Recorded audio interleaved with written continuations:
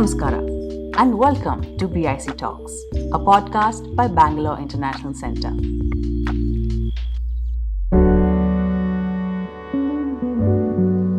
I was interested in the way that people detach themselves from imperial history, the way that it's very easy to say, that wasn't me, that was my ancestors. And it's easy to say that if your ancestors were the ones with the power. It's not so easy to say that if your ancestors were the ones who were subjugated and you are living with the consequences of that trauma. My parents are lawyers, so I've always been encouraged to be quite annoying and quite difficult with the questions that I ask. And there are a lot of people who are not willing to do that. I haven't exactly lost friendships over this work, but I do know that not everyone loves it, and it does often make people quite uncomfortable. You just heard art historian, writer, and educator Alice Procter, who embarks on everything that a historian in mainstream establishment shuns. She speaks about colonial loot, whiteness, historical trauma, myths of national identity, besides excavating the colonial story of art in museums. Her unofficial and unauthorized uncomfortable art tours initiative has been unpacking colonial narrative since 2017 across some of Britain's leading museums. Her book, The Whole Picture, The Colonial Story of Art in Our Museums and Why We Need to Talk About It, deftly unpacks many of the themes that guide her work and asks, crucially, who has the right to hold objects and to tell their stories? Alice, in this conversation with Pramod Kumar KG, art historian and co-founder of Eka Archiving Services, deliberates on repatriation, restitution, and the need to explore alternative histories of objects, people, and collections.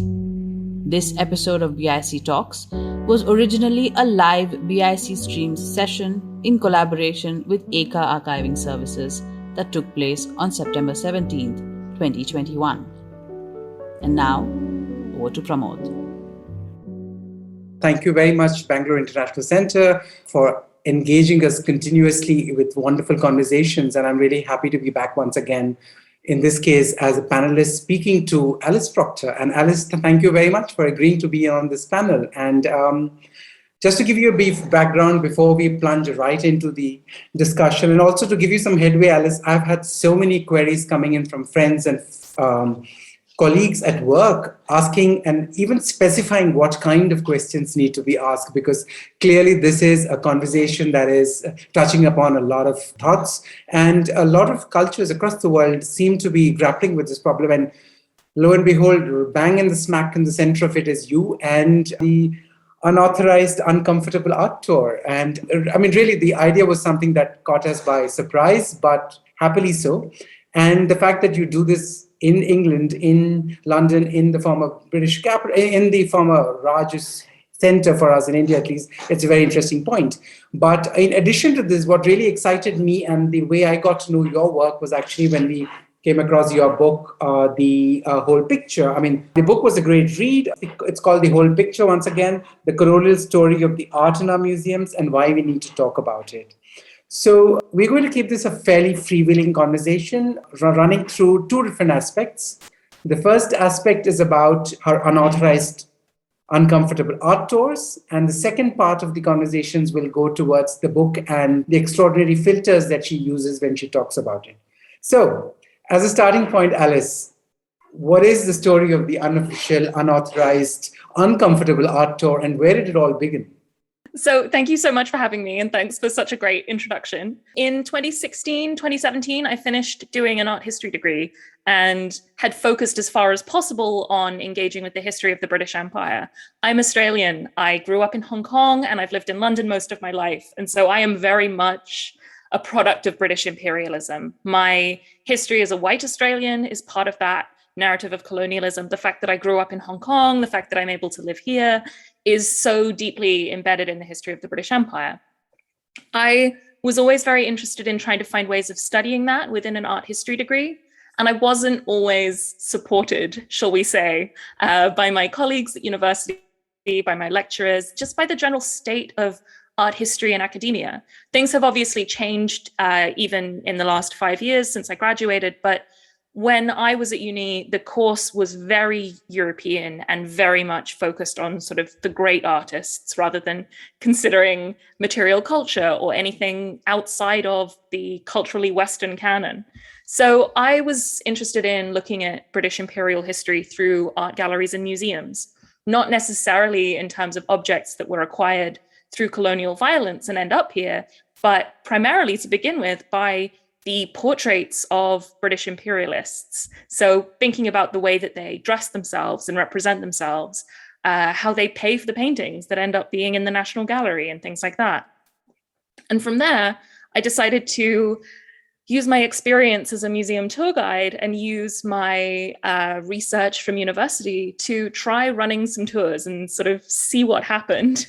The first ones I ran as part of a free radical education festival called the Anti-University, which is all about collaborative, quite liberatory education projects that anyone is allowed to set up. It's very inclusive, everything is free. And I started doing the tours just to sort of see if people were interested, and it exploded quite quickly. So from there, I started running the tours regularly, and it actually became a full-time job. While I was doing my master's, I was also running several tours a week, and it took over my life more and more. And from there, I started getting press attention. So most of the museums where I run the tours did not know about me until they got contacted by journalists asking for comment on what the hell I was doing. And I was using the fact that the galleries here in London are free. I was using the fact that I had been qualified as a tour guide, and so I could get in and sort of knew my way around these spaces and knew how to fly under the radar, because I'd also worked in a number of these museums as gallery staff. So I understood how they functioned. And so I was using this kind of Trojan horse method of activism, where I was bringing people in with a format that looks very traditional and very unsuspecting of a guided tour. And then we were talking in a really intense, quite radical way about histories of imperialism. And that meant that we could sort of get under the radar of these institutions and work in a much more creative, critical way. And that became my book, which came out last March. And since then, I have been unable to run tours because of the pandemic here in London. You can't bring groups into galleries at the moment. And so I have been trying to figure out sort of the next stages of where this project is going. But it really all began with the tours and the fact that I was an educator. You know, I used to work with school groups on their history trips to places like Westminster Abbey. And so I knew how to teach for that reason. So when visitors join you on your tours now, are they sort of paid visitors? Do they have to pay a fee? And what do the institutions think about? I mean, what is the kind of feedback you've been getting, if at all any? So the thing is that anyone can bring a group into these museums. You know, somewhere like the British Museum, the National Gallery, they are created to be free and open to all. So provided that you follow their rules and you don't, you know, disturb other visitors, you give right of way to other groups and things like that, you can get away with a huge amount in these spaces. So people pay for a ticket to come on my tours. It's very much that people are paying for my expertise, because these are all galleries that you can go to for free. But in order to run the tours regularly, I needed to introduce ticket pricing, which, you know, it's a really hard thing because I try and make my work as accessible as possible. And so I've kept the ticket fees quite low. And I've used sliding scales and things like that to try and make it as accessible as possible. But ultimately, the amount of time and work and research that was going into running the tours meant that they became paid work for me. And so people will book to come on a tour with me. It's usually about an hour to an hour and a half. One of the tours at the Portrait Gallery is longer because there's just so much to cover. And we have conversations about objects. I take people into the galleries. I have a few things in each museum that I like to show them. I have my tour kind of worked out, but it responds to what people are most interested in. So everyone is a little bit different. And it's very conversational and very accessible. I'm trying to break down the way that many of these institutions rely on incredibly obstructive language to prevent people from engaging in particular with colonial history. And so we will pick a few pieces, talk about them in detail, talk about how they came to be in the museum, who made them, how they were displayed in the past.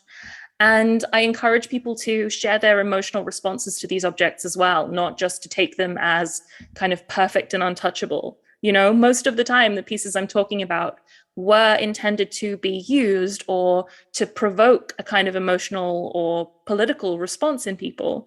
And so if we don't make room for that, we're doing the same thing that these institutions are doing by sort of putting them on a pedestal in a glass case and separating them from the reality of everyday life. When you continue to do these tours, do the institutions talk to you? Has anybody ever tried to block you off? It's funny, yes and no. So something that has definitely worked in my favor is that I still do fly under the radar a little bit. I look exactly like all the other official tour guides. I'm a nice white girl with an art history degree. And so I get away with a huge amount in these institutions. I also try and make sure that we are the perfect group. We're super considerate of everyone else. I always give right of way to the other guides and things like that. And I follow their rules exactly so that there aren't any technicalities that they could catch me out on. I have a slightly tense relationship with some of these institutions. I've done tours at museums where museum staff have come on the tour specifically and said to me, I want to hear your version of these things because I work with this collection, but we never talk about it. Someone who curates 18th century painting might want to come and hear my perspective on these things because it's not their specialism. Sure. And so I have got a fairly positive relationship with the individuals, but not with the institutions, if that makes sense. Yes, absolutely. I mean, but the main part of your book, and this is really when you get into both the kind of content you create in your tours and you get people through it, and in your book, is that what is the conversation that's finally happening about repatriation, restitution of art? Are they even willing to unpack the ideas and stories? Would you sort of unpack them for our visitors to sort of explain the two different terms, because they're bandied about and used pretty much together. And I'm not sure everybody necessarily understands the difference between the two. Yeah, so we talk about repatriation or restitution of objects. When we think about repatriation, it's very much on a national level. It's usually the transference of one object to another national museum in another country. And so it's very much a discussion that's happening between governments. There's this huge amount of political pressure overseeing these kind of transactions and discussions. Restitution is very different because that's about the communities involved in these objects. So when we talk about restitution, we're thinking much more about the community that created a piece. We're thinking more about how it came to be there and who its kind of traditional or ancestral owners might have been, and the way that it acts within that community. So generally speaking, repatriation is more appropriate if we're talking about a piece of political transference. I would use repatriation if I was talking, for example, about an object that was taken during a military expedition, where it's the conflict between two nations or two states, and there is a kind of higher level of nationalism involved. Whereas restitution, it's more appropriate for some of the objects I talk about where they're taken by individuals from individuals, whether that's through an uneven trade negotiation, whether it's through personal kind of theft on a smaller scale. And that's when I'm talking about explorers or, supposedly explorers, these white colonists coming, for example, to the South Pacific, taking objects on a much more individual scale. That's where restitution is more appropriate. I mean, amidst the world being what it is currently and so much talk happening all across the world about repatriation of objects, how are the museums grappling with it? I mean, they keep saying that they're looking at it, but conversations about provenance, about how the institutions became what they became, that is very seldom spoken about.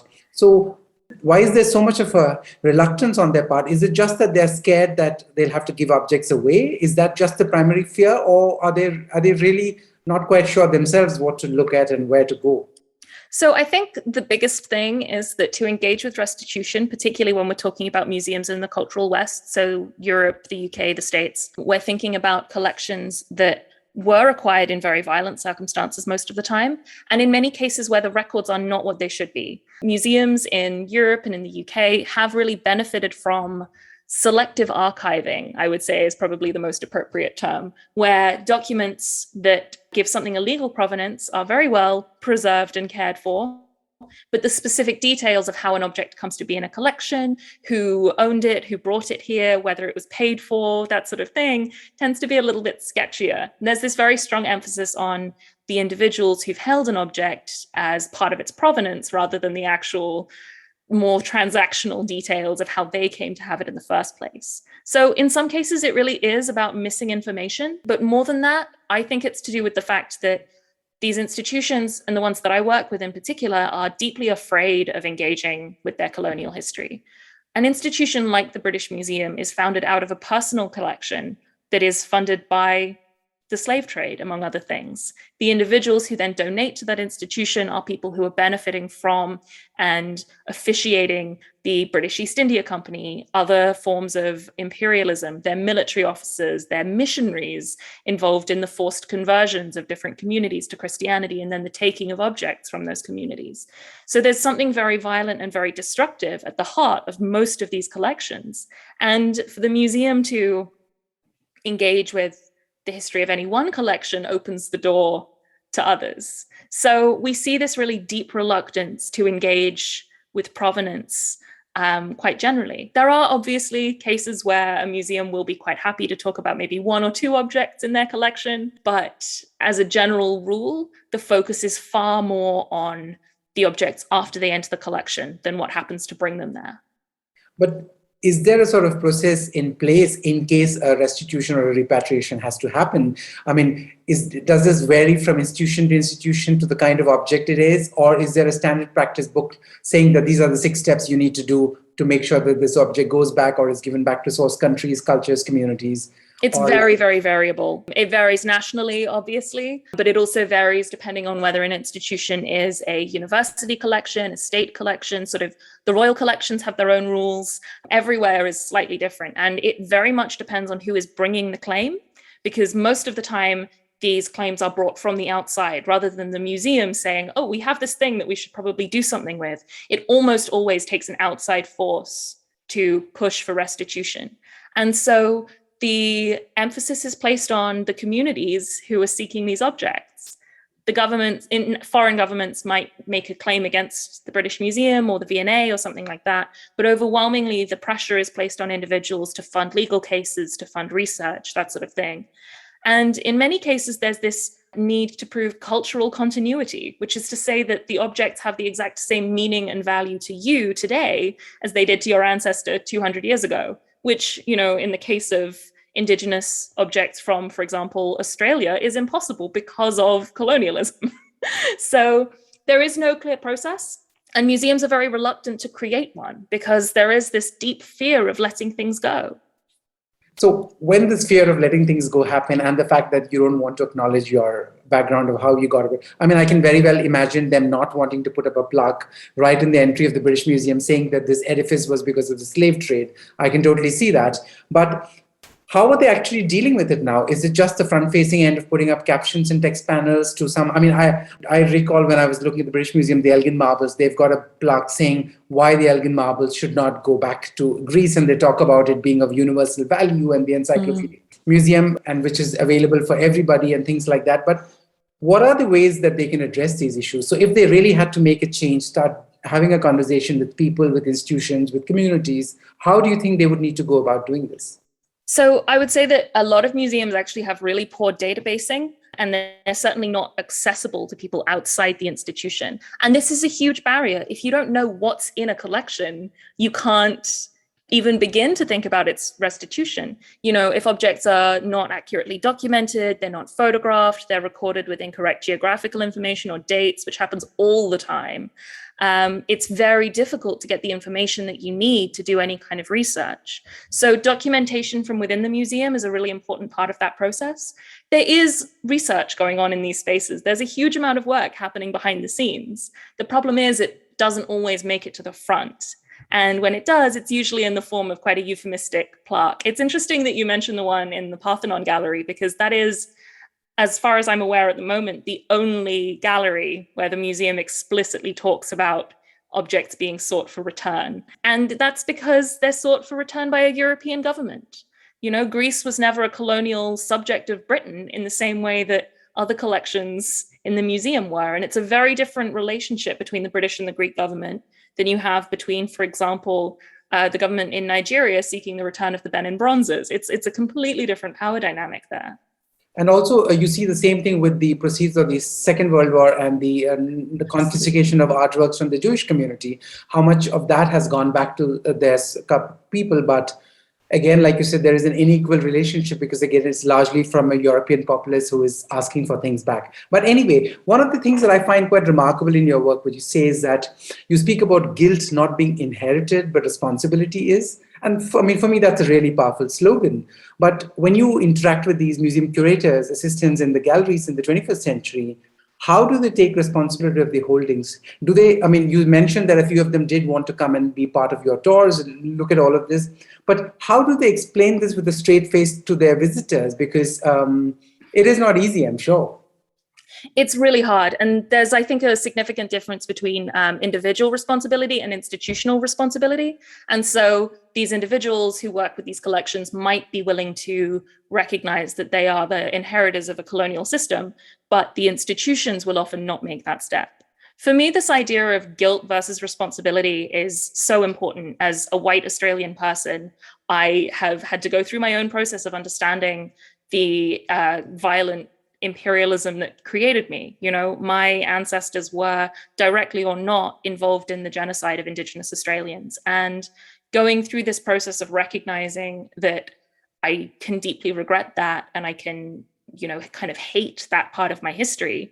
But while I'm consumed by guilt and hatred for it, I'm not actually doing anything about it. And so taking responsibility for me is about recognizing the ways that you benefit from these things in the present. It's not just about sitting around saying like, oh gosh, that's awful, I wish it never happened. It's about saying, well, so what is within my power today? Can I work as an educator and talk about these things? Can I do something as simple as set up a donation, sometimes to a charity that's supporting education for disenfranchised youth? Can I do something practical today to try and take some steps? Not in order to absolve myself, but in order to try and change the system, which is still set up to my benefit. And this is what I'd really like to see museums doing as well. The individual responsibility is important, but these institutions could be creating systems of exchange and collaboration with other museums around the world. They can be sharing their technology and their records. They could be setting up secondments and exchanges for gallery staff to, come and work at the British Museum, and for curators to go and work elsewhere as well. And having some kind of more equal footing and collaboration between these institutions is a way of taking steps to say, the collections that you are working with were shaped by and damaged by and harmed by a history of British imperialism that we have benefited from. The missing sculptures in your gallery are missing because they're in London. So what can we do to facilitate collaboration and exchange? It might be the loan of objects. It might be funding scholarships. It might be restitution. These things happen simultaneously to try and create a different museum world. But what's really interesting is, away from, say, the Indians asking for the Amravati Stupa back from the British Museum, or for us talking about the Benin bronzes or the Elgin marbles for that matter, why is there so much of an issue dealing with, why can we not reach a moratorium that human remains is not acceptable display anymore?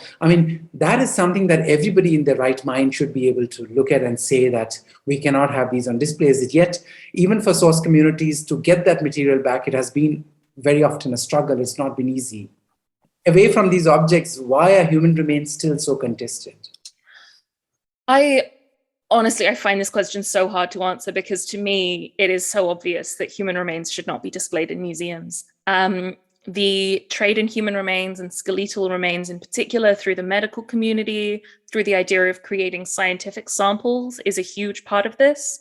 The fact that human remains are held in natural history museums a lot of the time as well, and we still have this misconception that a scientific collection is somehow untouchable and neutral and more objective than an art museum, is something that really contributes to this discussion. So having skeletal remains, for example, in a museum of anthropology is seen as justifiable because there's some sort of scientific benefit, supposedly.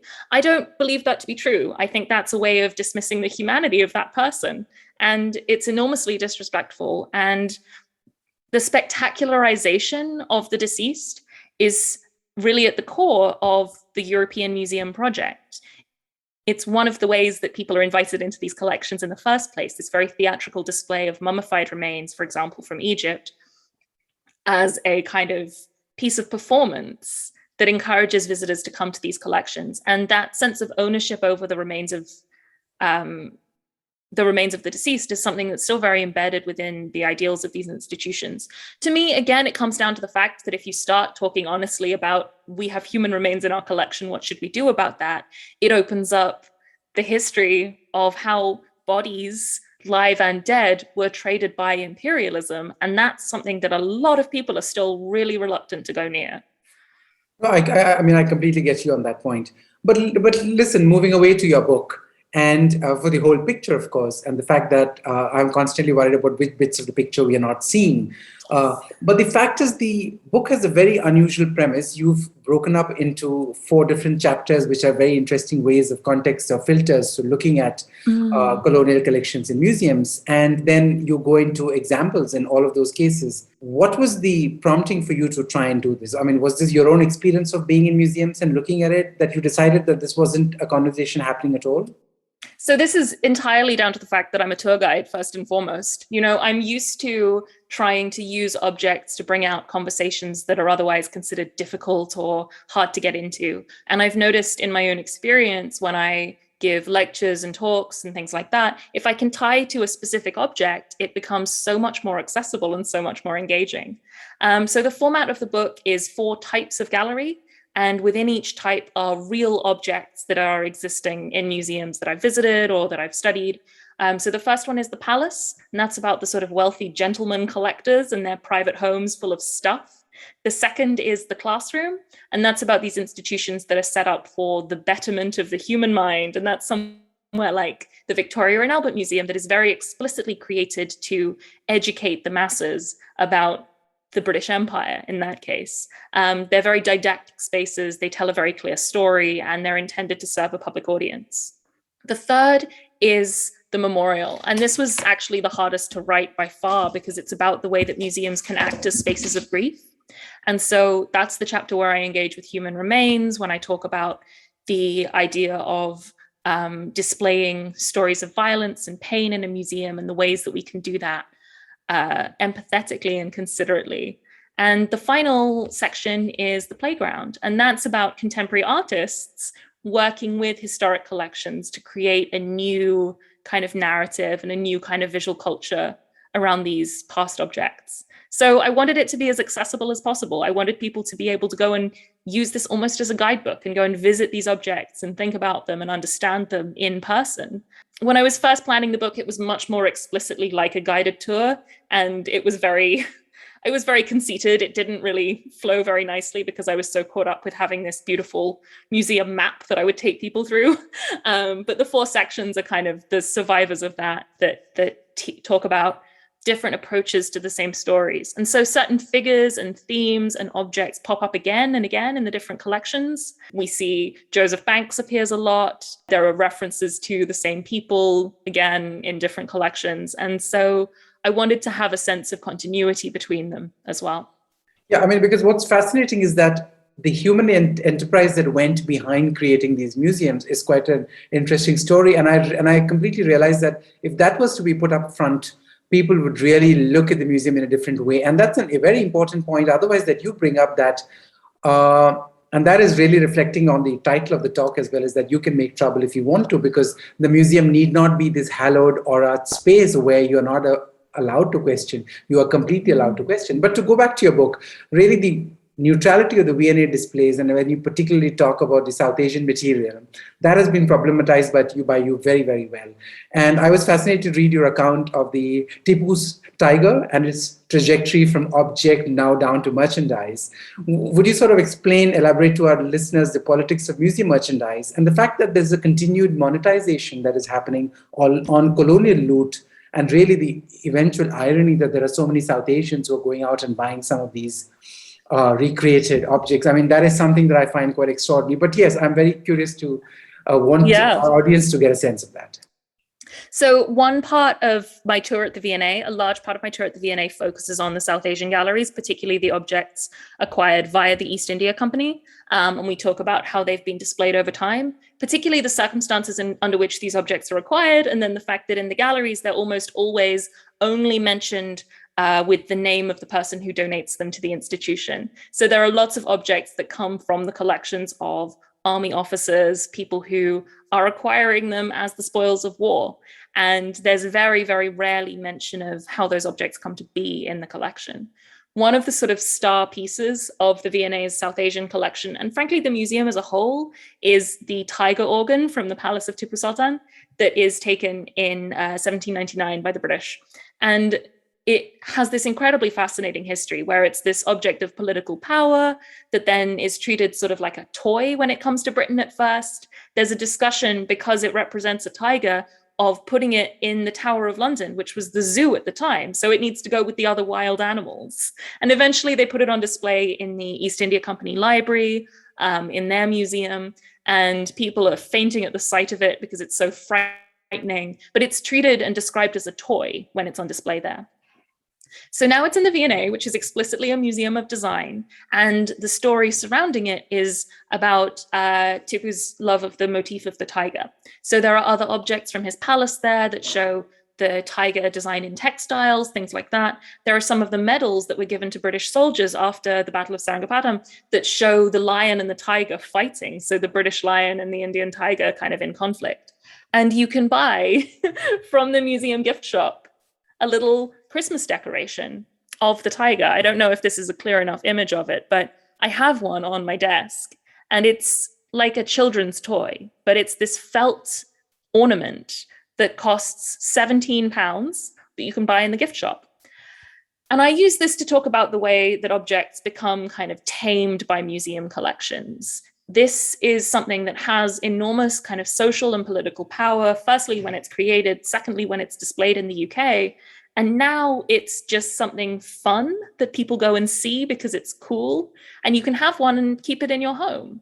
And to me, this tells us about how colonial history is made digestible. You know, when I bought this, there was no discussion on the label of what it represented or how it was used. It was just a fun thing that people might like.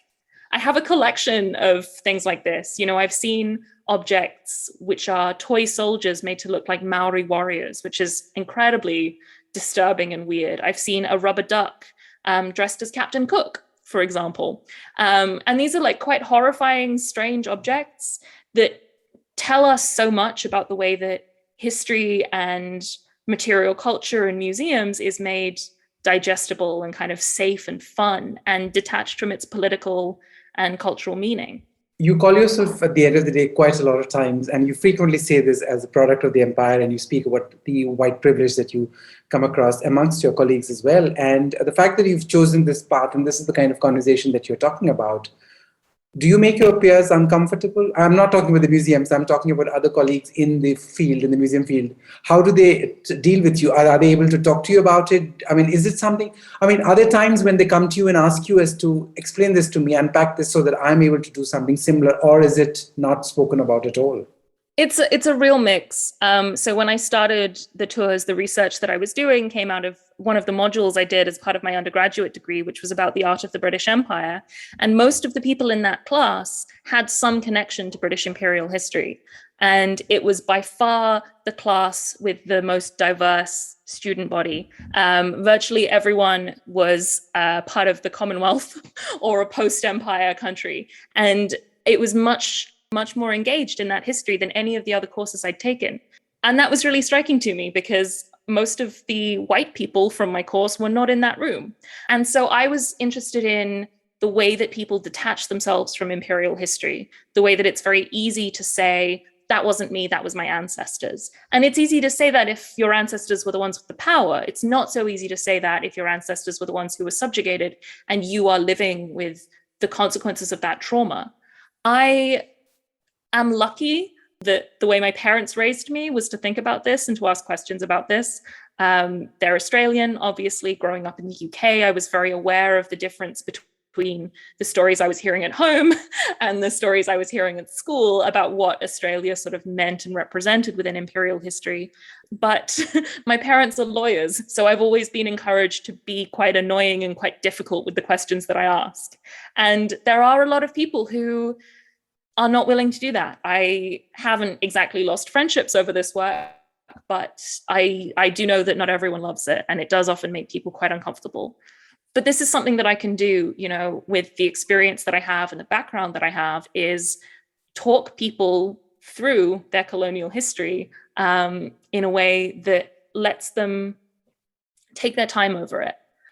I don't know how else to phrase this except for the fact that many of the people that come on my tours are white, and they're people who have never been given the space to engage with their own colonialism before. And so they trust me to hold their hand through it. No, absolutely. I mean, I get that. I mean, even within us in India, while we may not necessarily have a colonial history, we do have objects that belong to other cultures. The Orlstein collection of the Central Asian material at the National Museum is actually loot plundered from China. It's just that Orlstein and the British didn't have the time to take it when independence happened, that we ended up with it. But we haven't done much with it or shared it with the Chinese for that matter. But, one of the most extraordinary passages comes in the conclusion when you talk about this 2019 International Conference of Museums, the ICOM conference. And the fact that in 2019, a new definition for a museum was proposed, and how the entire conference unravels after the proposal comes. I mean, that is something. I mean, my first thought was that we would try and read it out. I mean, you are welcome to read the new version, I think, because the old version is something people can look up online. But do read out the proposed version, and what happens then? Yeah, so this is still not actually confirmed. They're still discussing this. I'm reading from my own book because I couldn't find my notes on this, so I'm being a bit of a weirdo here. I'm sorry. But the proposed amendment suggested museums could instead be defined as democratizing, inclusive, and polyphonic spaces for critical dialogue about the pasts and the futures. Interesting, the past and future is plural there. Acknowledging and addressing the conflicts and challenges of the present, they hold artifacts and specimens in trust for society, safeguard diverse memories for future generations, and guarantee equal rights and equal access to heritage for all people. The fact that this was so controversial is incredible to me. The proposed definition was essentially to say that histories are multiple, and museums serve people, and therefore people should have a say in the kind of stories that they tell. In the past, I think we've really understood museums as having this claim to be for the nation or for the world, but ultimately the audiences are expected to go into these museums and learn something. We don't really have this sense that museums should be adapting to serve and reflect the communities that they want to attract. And so this question of how museums define themselves is really interesting to me. A lot of people panicked about it because they thought it might change the way that their funding worked, and they thought they might have to jump through new loopholes. But if those new loopholes mean that they actually have to think about what their visitors might want, I don't think that's a bad thing. And what you said really resonated, because one of a colleague of mine who works in the US in the museum world, I remember conversations with her 10 years back when she would speak about the great objects and the beauty of the objects and how they needed to be sold and to be seen and explained to the audience. And I met her about a few months back when she was back home in India for a visit. And she told me that now we are talking about the stories of how did we get these objects. And the filter has moved away from the beauty of the object or its material history to the acquisition history and how it has come, and the fact that their audiences are asking them that question and they have to deal with it. So a shift for sure has happened. The ICOM may not have decided to adhere to their new policy at this point. But keeping this in mind, do you foresee museums becoming sort of sites of social change, or will they remain, in your words, actually, record keepers of cultural shift? Will they just remain the cultural shift custodians, or do you foresee them becoming social change makers? I think it really depends on the museum. And this is the problem with all of these questions about institutions, is that some of them are really, really great and some of them are really terrible. I think that the most incredible work I've seen recently about museums becoming sites of change has happened from smaller collections, ones that have a greater sense of the community that they serve, and so exist on a more local level rather than a national institution. And those collections can provoke change and transformation.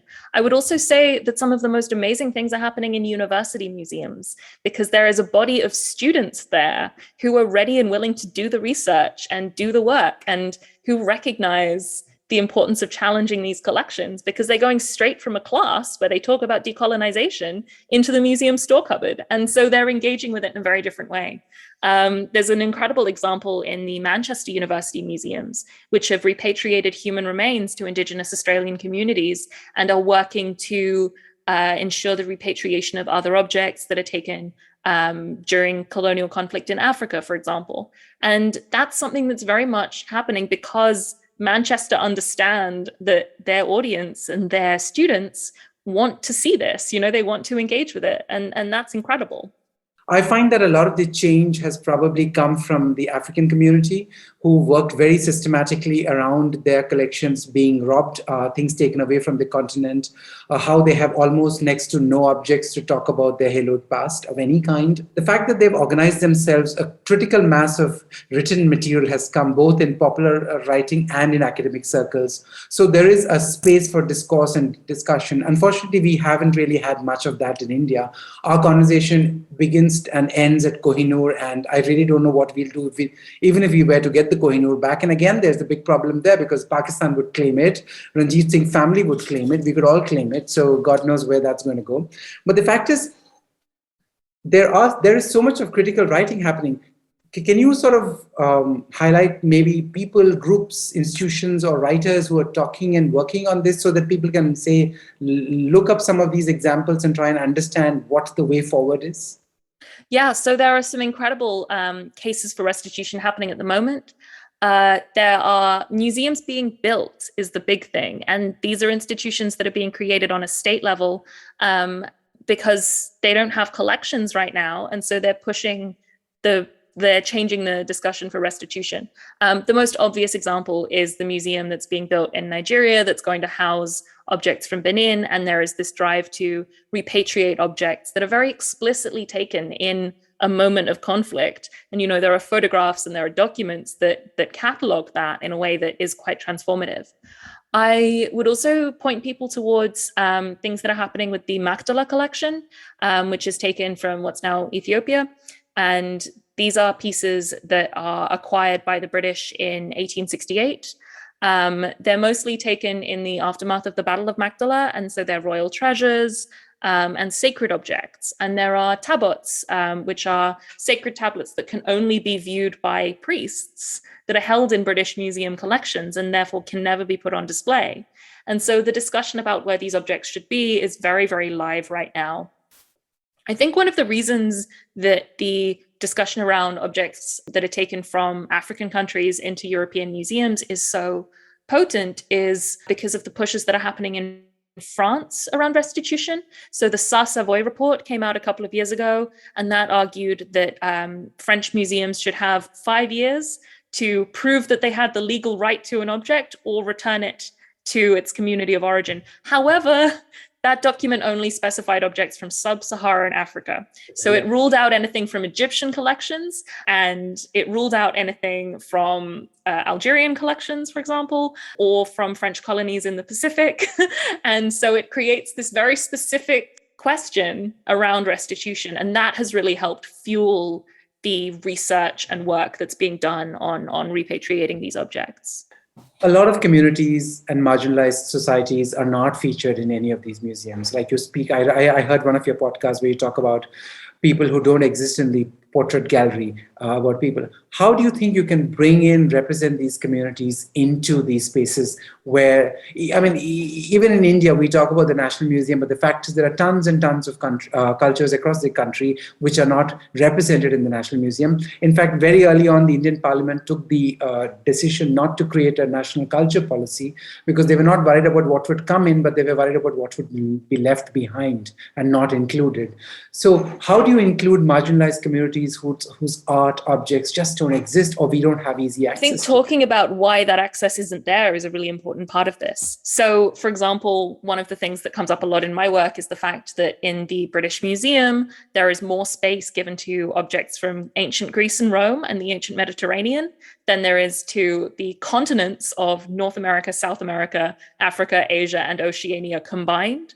There is no Australian gallery there, for example, and that's because the people who collected objects from Indigenous communities in Australia and Oceania did not consider those cultures worthy of their own space. They didn't consider them worthy of gallery room, and the architecture of these spaces is set up to create hierarchies. And so when we think about how objects are displayed or not displayed in museums, that's a really important thing to acknowledge, is why these pieces weren't collected, or if they were collected, why they end up in different institutions. I think one of the most amazing things that we can do is work with artists. So the final section of my book is obviously all about contemporary artists who are responding to historic collections and historical narratives to try and find a different way of looking at those events. And I think that can be incredibly productive. I find the separation of contemporary art and historical museums is often quite arbitrary and quite false. And that's something that I really love and that I'm currently working on, is how artists respond to these kind of collections. I also think that working with audiences is part of this as well. You know, if people aren't represented by a gallery, if they don't see themselves in that collection, then that's a failing of the museum. You know, the National Portrait Gallery here in London is overwhelmingly white. It overwhelmingly shows the wealthy and the powerful and the great and good of British society. And that's because when it's established, it has the explicit mandate of only collecting portraits of people who have contributed something brilliant to Britain. And so all of these people who do make incredible contributions to British history, but those contributions are not recognized in their lifetime, are not included. And so we can actually use that mandate of the gallery to say, well, we didn't recognize, for example, Mary Seacole, who was a Jamaican British nurse who was really influential and a peer of Florence Nightingale. We can say people didn't recognize her in her lifetime, so let's make the effort to find a portrait of her now and give her the credit she deserves. And I think this is something that we can do in other museums too, not necessarily collecting new objects, but talking about why they've been excluded and helping to facilitate communities in representing themselves in these spaces as well, instead of just coming in as anthropologists from the outside. So I'm going to start reading out some of the questions that are coming in our chat boxes. If I go right on top from Mr. Mohan Rao, he says, Dr. Proctor, can you please take one object as an example and tell us what the official narrative is and what you have to say to that? Okay, so one of my favorite examples for this kind of story is that there is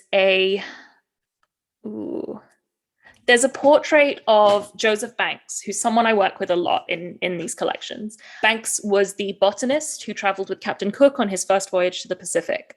There are so many portraits of Banks surrounded by objects of colonial power, whether they're the things that he collected from the Maori people he met in New Zealand, or that he was given as gifts by others. And Banks accumulates all this stuff around him. When we talk about Banks, we overwhelmingly talk about him as this kind of great collector and a great scientist who's involved in cataloging the flora and fauna of the South Pacific for the first time. We don't talk about the fact that he was not actually really very qualified to do that. He was a hobbyist and he was very wealthy. And that's how he managed to buy his place on the first Cook voyage. He tried to join the second one, but he pushed his luck too far and asked to bring 4 valets and his mistress, and people said no. And so when we talk about Banks, there's this very strong focus on him as a scientist and less emphasis on what he's doing behind the scenes in these museums as well. Banks is one of the first people to begin the collection of mokomokai, which are preserved Maori heads that show the facial tattooing that's tamoko, Maori traditional facial tattooing. He is, as far as we know, the first European to collect one of those, and he has it on display in his home. He also has, at one point, the head of an Indigenous Australian resistance leader called Pemulwuy in his collection. And we see pictures of him wearing Maori feather cloaks, holding all these Tahitian objects and things like that. And we very rarely talk about what he was doing behind the scenes. Banks was also one of the people who encouraged the creation of the British Museum collections. He was never officially a director or a governor or anything like that, but he would write persuasive letters to people in power, suggesting that they should choose archaeologists and art historians as British diplomats because they would be able to collect better objects. So I don't know if that even begins to answer the question, but there is so much going on in the biography of a man like Banks, and we focus very heavily on the specimens and the plants that he collected, and not so much on the power that he was wielding behind the scenes as well.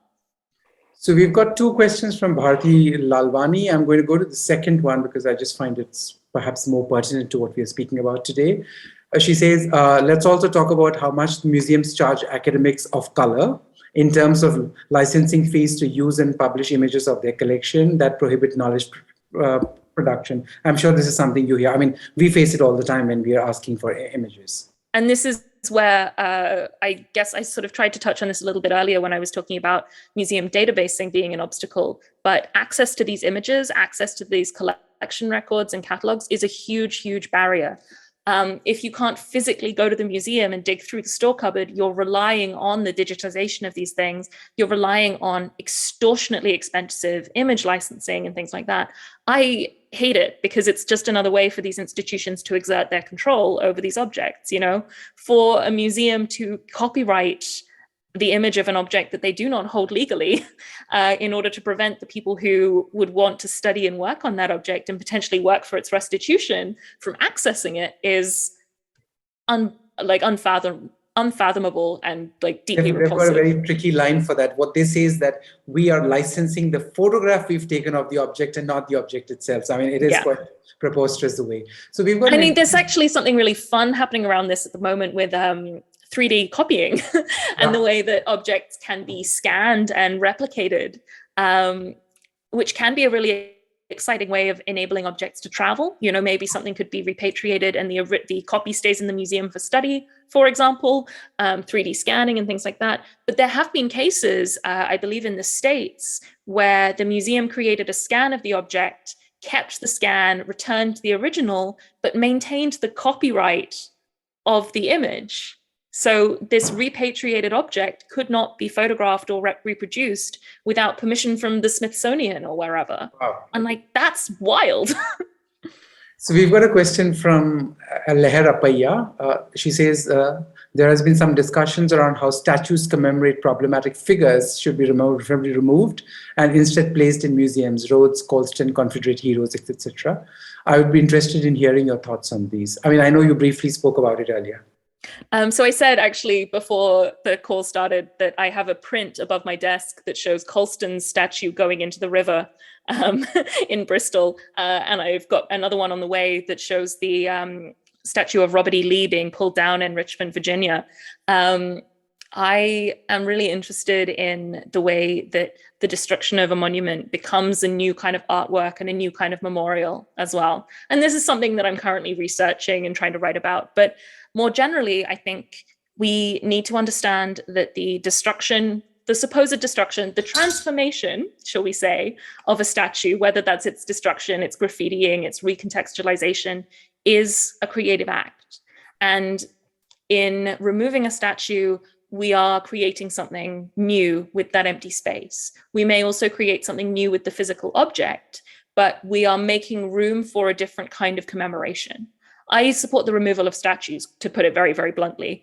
And I think in some cases they can be displayed in a transformative way in museums. For example, the Colston statue is on display at the moment lying down. So it's very different to how it was seen when it was on a plinth. And I think that's really impressive. Often, though, I think we get caught up in this question of what should happen with a statue, and we don't necessarily think about the more material impact that is still kind of left by these individuals. So the removal of the Colston statue was incredible, but it didn't go any way to addressing the lack of education about Black British history in schools, for example. And that's part of this process as well, is that if we remove a statue, we are transforming it. And we need to use that space creatively, whether that's to platform a new artist or create a different kind of monument or memorial. I think it can be really, really exciting and really effective. We've got a question from Kanupriya Sharma. She says there's a hugely funded decolonizing project being undertaken by the Victoria and Albert Museum at Dundee and across Scotland. Can you elaborate on how this might be happening? Is this something that you're aware of? I don't know. I don't have a huge amount of detail about what's going on there. I don't work with the V&A, and the things that are happening in Dundee are a little obscure to me at the moment, frankly, because I can't leave London. But there is a really interesting drive to engage with the colonial histories of their collections. A number of other museums in Scotland are also doing this, where they're working to repatriate human remains or other contested objects, and that's really exciting. I have questions about the funding for these projects, because often what it means is that the institution here in Britain is getting more money to do something that, frankly, they should have been doing from the start. And if the funding is to enable the transfer of objects from one collection to another, then I definitely support that. Research, though, is really important, and being able to fund research and pay scholars for their time is one of the most important things that museums struggle with. And like, I'm sure everyone here can understand how difficult that is. It's a major drawback. We've got a question from Anisha Gupta, where she says, thanks for this excellent discussion. The museum model itself is a colonial export. Do you have examples of museums operating in a way that reject the Eurocentric way that museums are organized, and that are explicitly working to connect the objects to their communities more directly? So I have an example that actually never came into being, and an example that's sort of halfway there. There was a proposal in Adelaide in South Australia, where I'm from, to redisplay the historic collections in the art gallery, where instead of having the European galleries and the Australian galleries that very much separate Indigenous art from the work made by colonists, and then completely separate out any art made by non-Australian, non-Indigenous artists and, you know, artists working in Asia and other parts of the world, there was this proposal to have 3 simultaneous chronological strands that connected to each other. And instead of classifying these objects by type or by region, took a purely chronological view, which has its own flaws and drawbacks, but was a really interesting way of getting beyond the kind of nationalism of the way that many museum collections are displayed. I thought it could have been a really exciting opportunity. Unfortunately, the funding has been cut and it's not happening anymore. But it might have been a fun way of engaging with this. There have been other projects in Australian museums that have done something similar. So there was an exhibition called Colony that took place in, I'm trying to see, the catalogue is just under my desk. It took place in Victoria at the National Gallery of Victoria. And that was interesting because it split the historic representation of the colony and the creation of British imperialism in Australia in one section, which I believe was on the lower floor. And then upstairs was work by contemporary artists responding to the collections downstairs. So that was a way of engaging with how objects are moved and transformed through time by different artists and that sort of thing. And there have been other projects in Australia to try and do similar things that attempt to get beyond the geographical control and the typologies that are imposed by museums. And mostly, I think one of the very effective ways of doing that is by playing with time and understanding that objects mean different things in different eras. So working with contemporary artists can be one way of doing that. It's really hard because museums are so very colonial in their creation, you know? Yeah, even when we import or buy museum softwares from across the world and we start entering, we realize that the system itself is so geared to a certain kind of art and not necessarily to others. So that is something we face all the time. Yeah. There is somebody very interestingly just called BS. Been waiting for this exact conversation since forever. So the question is, have you faced any resistance from the New Age brown sahibs, some of the strongest defendants of the pale male and staple prerogative of controlling native art objects can be brown men? Yes. Everywhere there will be people that defend imperialism. There are always going to be some people who like to focus on the fact that their family came out of something particularly well and, you know, it was all right for them. And so it's fine. I think that it's worth in this context remembering that the explicit mission of the British Raj in India was to create this system of, I think it's called Macaulayism, which is the education system that creates a Indian clerical class to do the administrative work of British imperialism.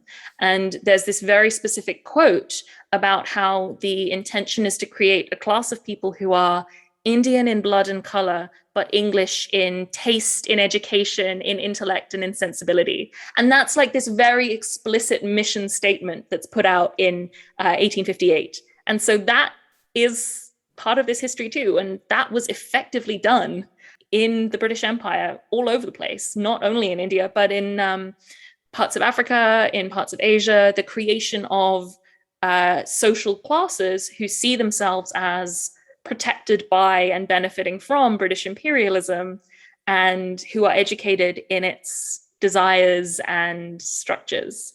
So yeah, this is always a thing that's going to happen, and it's a really tricky thing. But I believe personally that it's happening. It's being transformed on a generational basis, shall we say? Yeah. And the more people engage with and are educated in these histories of kind of intellectual colonialism, that can also help us understand previous generations' protection of British imperialism.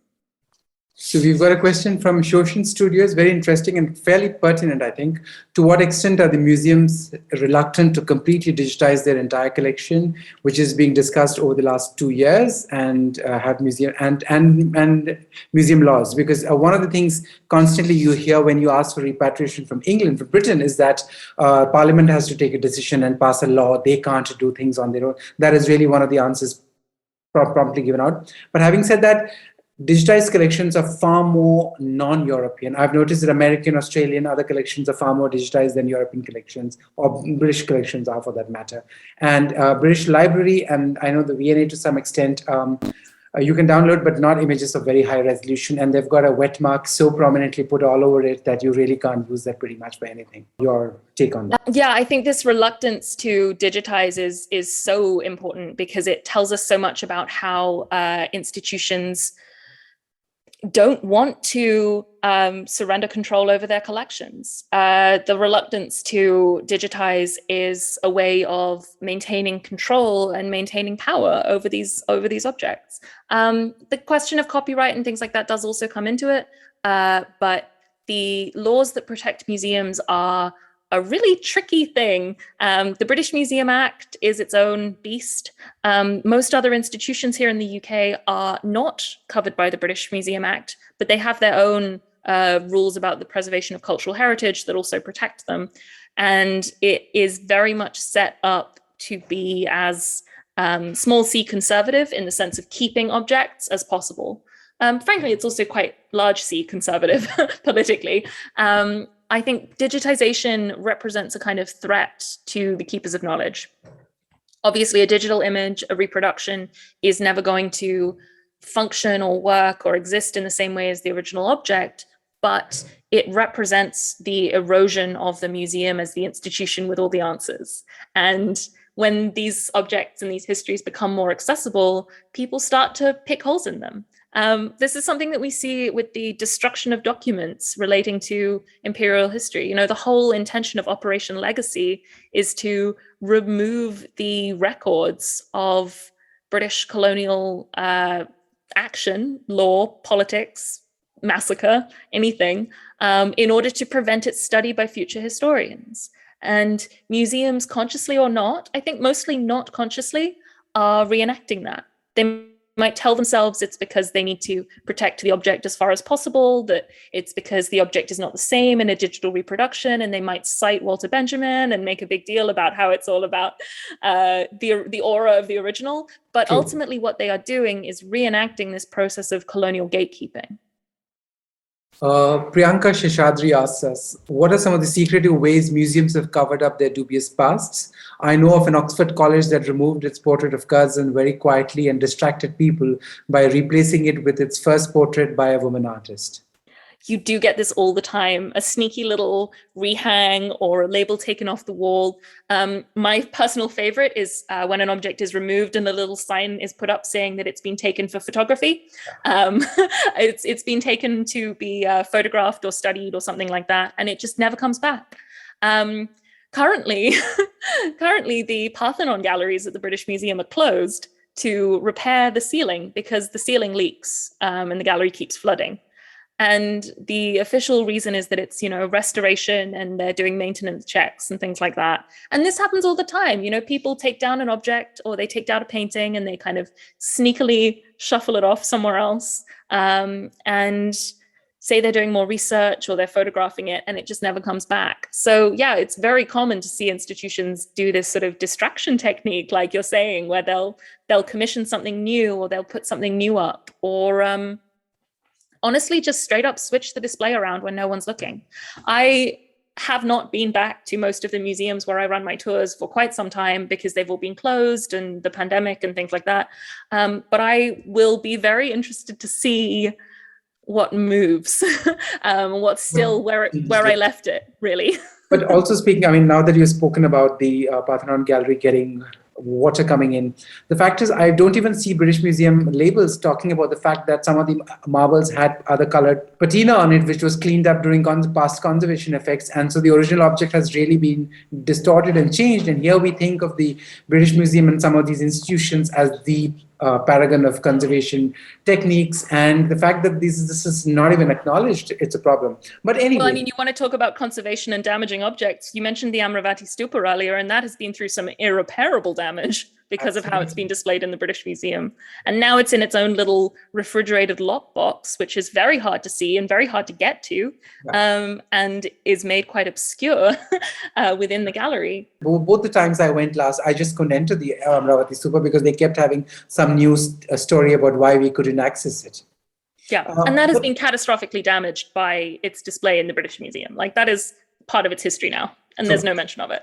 Yeah. One of the questions that frequently comes up is that if an object needs to be given back, and if the original culture from where it came doesn't exist anymore in that format, what happens? I mean, then it becomes a slightly more murky space where you're trying to deal with what do you really do with it? Is this something that you've thought of, and have you grappled with this issue? Yeah, absolutely. And there's no clean answer to it. You know, the ownership of objects and the obscuring of their ownership is part of how they come to be in these collections a lot of the time. There are pieces who have no sort of home to go to because the culture or the community that created them no longer exists either in the same way or at all. And that is part of their transformation. I am generally in favor of finding the most local solution possible. So working first and foremost with the community of origin to identify their needs and their kind of desires around an object. But if that's not possible, then it does obviously become necessary to work on a state level with national galleries, state collections, things like that. And it becomes more governmental and more political. I understand that that is often, you know, the choice that we have to make. It does become really messy because these objects are often used in very explicitly nationalist ways. You might see a piece being displayed or redisplayed to tell a particular story. And, you know, I can think of examples where that's been done with collections, the South Asian collections in the V&A, for example. Pieces that are sought for repatriation tend to be statues of deities. And there's a very strong emphasis on a Hindu nationalism in the objects that are sought for repatriation, rather than, for example, pieces that are associated with the Mughal Empire. And this is just a kind of fact of the politics of how restitution works. But we have to go on this kind of case-by-case basis, and that makes it incredibly messy because people don't always agree. The Gwagal shield, which is one of the objects I talk about in my tours and in the book, has been requested by different individuals who want different things for it. And I don't believe that the museum is necessarily the person to be making that judgment call. Instead, we need to understand that these pieces will mean different things to different people and try and find the most, I think, collaborative and empathetic way of transporting them. You know, maybe they move between collections. Maybe they have a kind of shared history.